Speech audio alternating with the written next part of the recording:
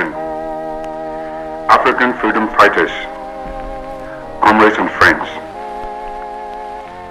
Somewhere in Katanga, in the Congo, where and when, we do not know, 3 of our brother freedom fighters have been done to death.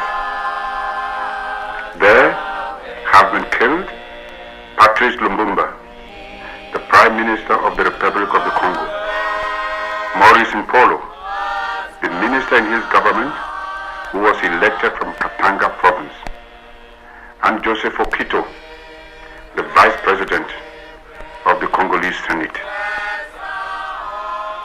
About their end, many things are uncertain, but one fact is crystal clear.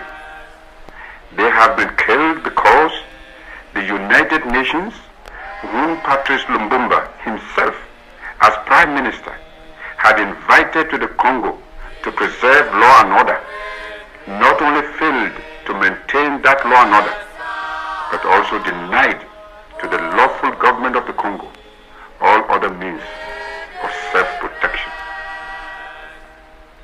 History recalls many occasions when rulers of states have been assassinated. The murder of Patrice Lumumba and of his 2 colleagues, however, is unique in that this is the first time in history that the legal ruler of a country has been done to death with the open connivance of a world organization in whom that ruler put his trust. These are the facts. Patrice Lumumba was appointed Prime Minister by the departing Belgian authorities because he was the leader of the parliamentary party with the largest representation and was the only member of parliament who could obtain a majority in both the Senate and the chamber. Kasavubu was subsequently elected as the ceremonial head of the state, but it was clearly agreed and understood that he should have no more authority or power than has the king of the Belgians in Belgium.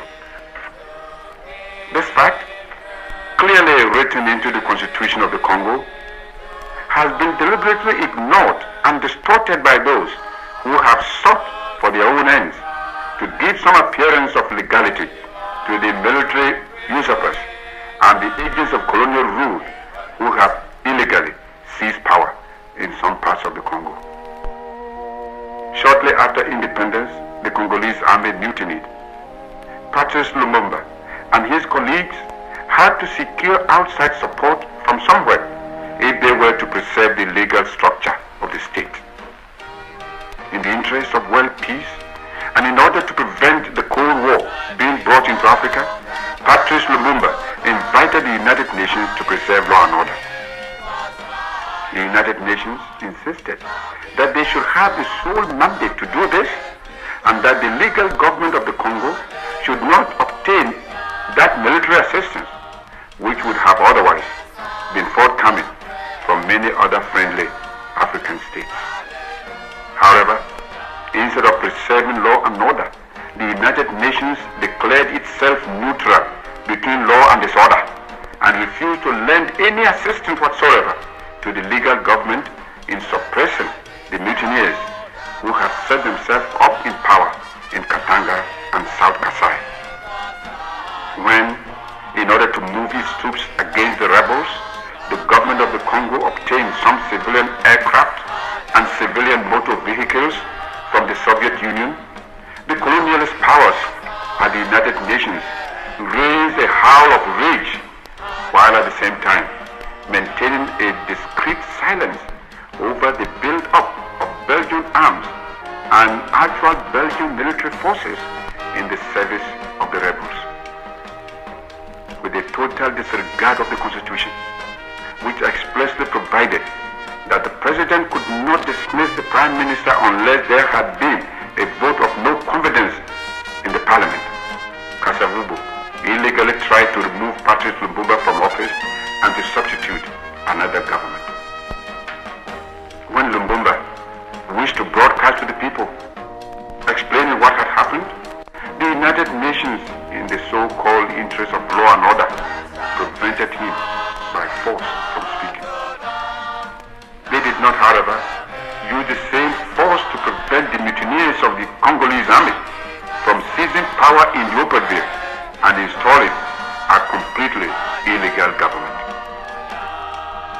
Despite the fact that one of the most important reasons for the United Nations action was supposedly to see that all Belgian forces were removed, the United Nations sat by while the so-called Katanga government, which is entirely Belgian-controlled, imported aircraft and arms from Belgium and from other countries, such as South Africa, which have a vested interest in the suppression of African freedom.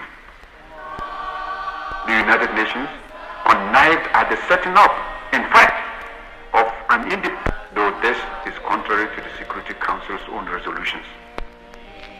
Finally, the United Nations, which could exert its authority to prevent Patrice Lumumba from broadcasting, was, so it pleaded, quite unable to prevent his arrest by mutineers or his transfer through the use of airfields under United Nations control into the hands of the Belgian-dominated government of Katanga. The United Nations is, on behalf of all its members, in control of the finances of the Congo. It is now 2 months ago since I personally wrote to Mr. Hammarskjöld to ask him where the money came from which is being used to pay the soldiers in Mobutu's illegal army. I am still awaiting an answer. One thing is certain, however, this money does not come from the revenue of the Congo. It is supplied from outside by those who wish to restore colonialism in practice by maintaining in office a puppet regime entirely financially dependent upon them. The time has come to speak plainly. The danger in the Congo is not so much the possibility of a civil war between Africans, but rather a colonialist war in which the colonial and imperialist powers hide behind African puppet regimes. At this very moment, northern Katanga is being laid waste by military units under command of a regular officer of the Belgian army, Colonel Nkrumah, armed with the most modern weapons supplied by Belgium. Recruiting offices have been opened in South Africa, in France, and elsewhere, and wages of over £400 a month are being offered to former German fascist officers and to former collaborators of Hitler and Mussolini in other countries in order to persuade them to enlist in an unholy war against the African people.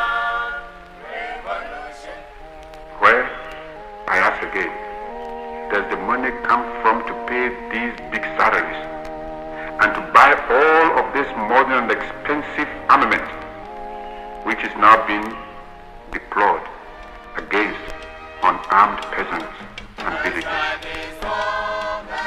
The rulers of the United States, of the United Kingdom, of France, and of the other powers who are military allied with Belgium must answer these questions.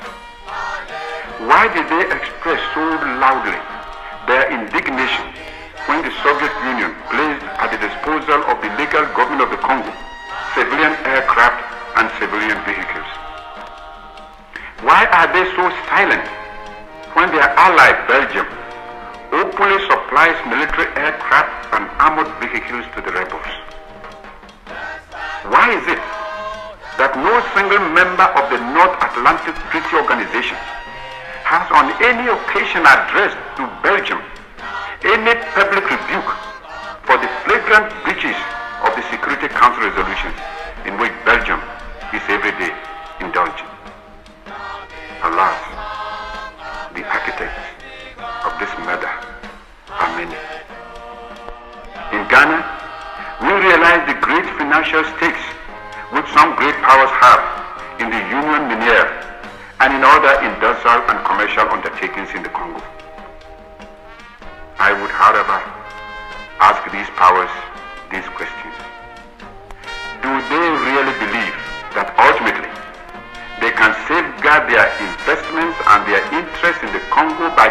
agonizing at the brutal and savage colonialist war? Do they realize that they are sacrificing African lives to continue in Africa the Cold War at the very time when all powers, both great and small, should be concentrating on the abolition of colonialism and the establishment of world peace? Patrice Lumumba, Maurice Impolo, and Joseph Okito have died because they put their faith in the United Nations and because they refused to allow themselves to be used as stooges or puppets for external interests.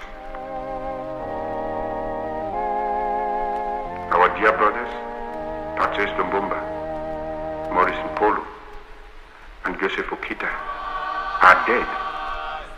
And I ask you all to join with me in mourning the loss which the whole of African continent has sustained through their cruel murder. But their spirit is not dead, nor are the things for which they stood